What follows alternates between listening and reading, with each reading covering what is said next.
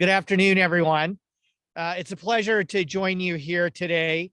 And I'm really honored to be joined today by Sham Chandra, the Ontario Green candidate in Hamilton West, Ancaster Dundas, and Sandy Crawley, the Ontario Green candidate here in Hamilton Centre.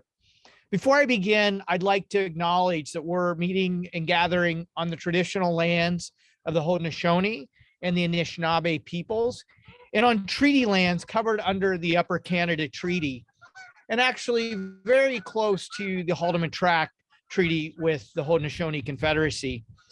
I'd also just like to acknowledge that the West Harbor Pier 8 development that's happening not too far from here, building a mixed-use, transit-oriented community that is safe for pedestrians to shop, walk, and support the local businesses that they love.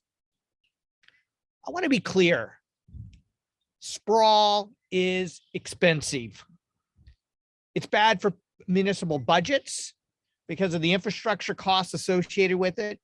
It's bad for people's wallets, forcing families and folks into long, expensive, soul-crushing commutes. Sprawl is bad for the environment. It paves over the farmland that feeds us and the wetlands that clean our drinking water and protect us from flooding. Sprawl supercharges climate pollution, making the climate crisis even worse. And that's exactly why we have to stop Doug Ford's sprawl agenda.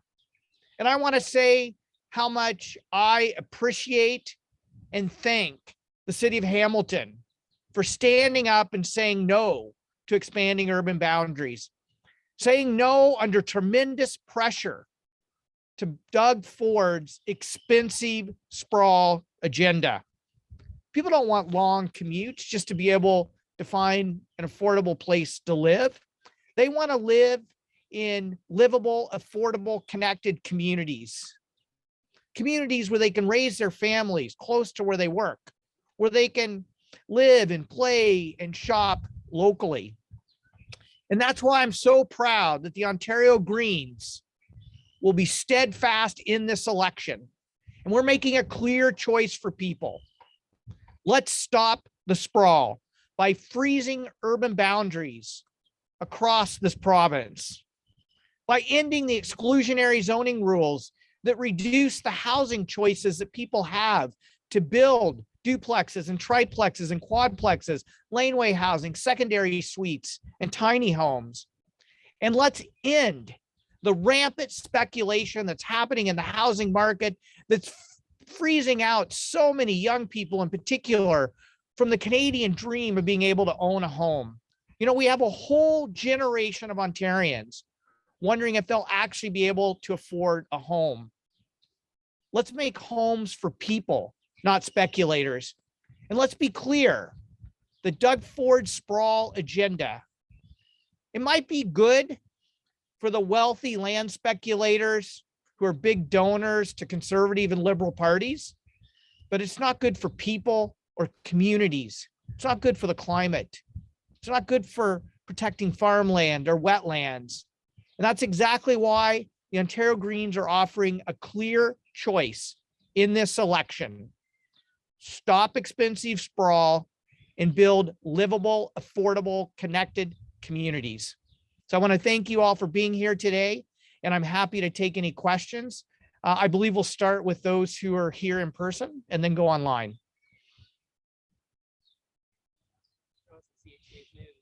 You've already pretty much explained this, but your feelings on Hamilton not expanding the boundaries and the Ford government threatening to overrule that decision, and does Hamilton have enough land to build within its boundaries as it is already? Yeah, well, first of all, once again, I just want to thank the city of Hamilton and the citizens of Hamilton for having the courage to stand up to the province, putting tremendous pressure on them to expand urban boundaries. And not only does the city of Hamilton have enough space to accommodate growth and increase housing supply within existing urban boundaries, we see that around all across the greater Toronto Hamilton area. There are currently 88,000 acres of approved developable land within our existing urban boundaries to build the housing supply that people need. We simply need a provincial government who's going to support municipalities in delivering that affordable housing supply within existing urban boundaries, not put pressure on them to expand them to benefit wealthy land speculators. So yeah, Kevin Warner. So I just wanted to follow up on CH's question. How do you stop the provincial government from overriding municipalities who have stopped urban boundary expansion? Yeah. Well, first of all, I'd say vote in a new provincial government who's not going to be such a bully and use such extreme powers in such inappropriate and anti-democratic ways. And second of all, we need to reform legislation, particularly the misuse and abuse of ministerial zoning orders that the current government has been using to override local and provincial planning laws, which is exactly why the Ontario Greens are calling for a complete overhaul of the MZO process to avoid abuse of power.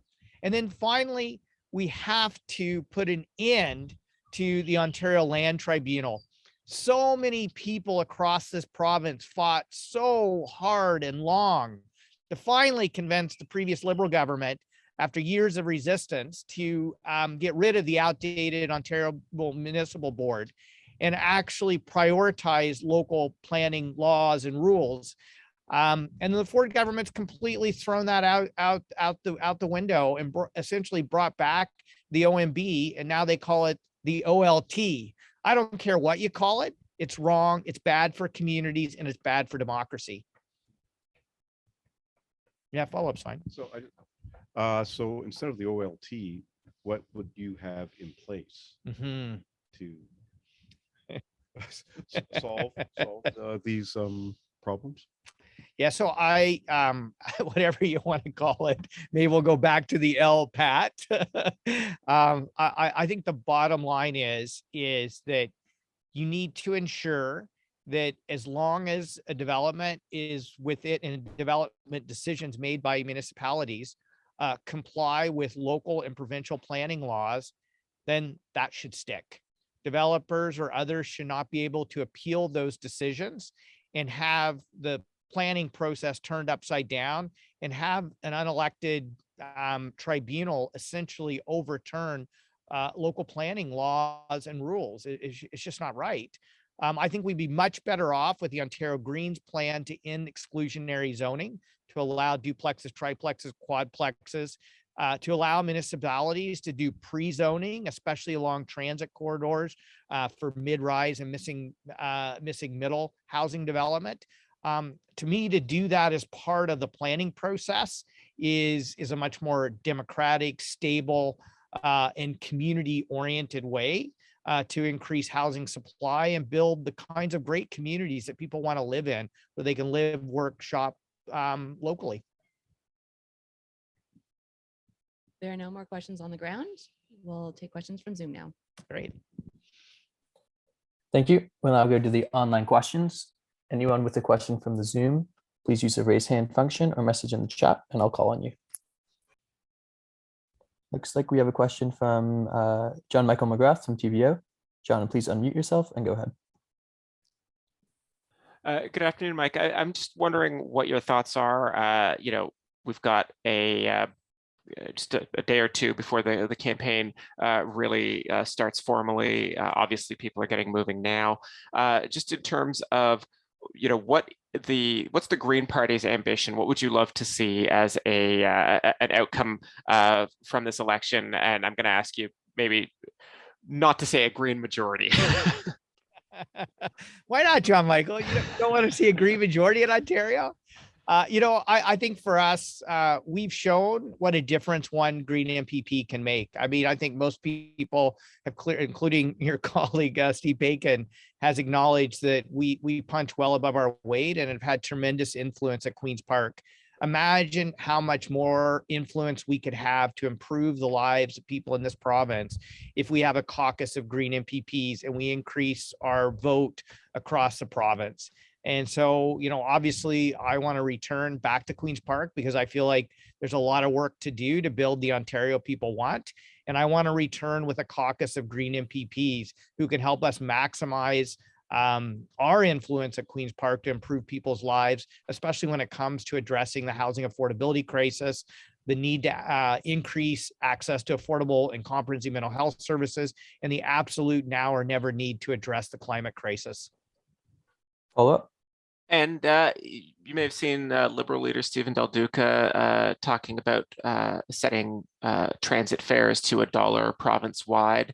I think that at least would have some compatibility with some of the stuff you've talked about. I'm just wondering if you had thoughts on the Liberal policy proposal. Do you think it's too expensive? Do you think it's wise? What are your thoughts? Well, as the first party who announced a plan to significantly reduce transit fares, I'm happy to see other parties follow the Ontario Greens lead, and I look forward to collaborating across party lines to make transit affordable and reliable for people across Ontario. Thank you. If there's any other Zoom questions, please use the raise hand function. Otherwise, looks like we're all good for Zoom questions. Great. Well, thank you everyone for joining us today. It's always a pleasure to be in Hamilton. And I want to be clear with the people of Ontario. We can address the housing affordability crisis and the climate crisis at the same time if we stop this expensive sprawl agenda and we build livable, affordable, connected communities where people can live, work, play, and shop locally, where they don't have to be forced into long, expensive, soul-crushing commutes. So I encourage you, I ask you to vote for the Ontario Greens so we can send MPPs to Queen's Park to build the Ontario you want, the affordable communities you want, because we're ready to provide the leadership this province needs. Thank you.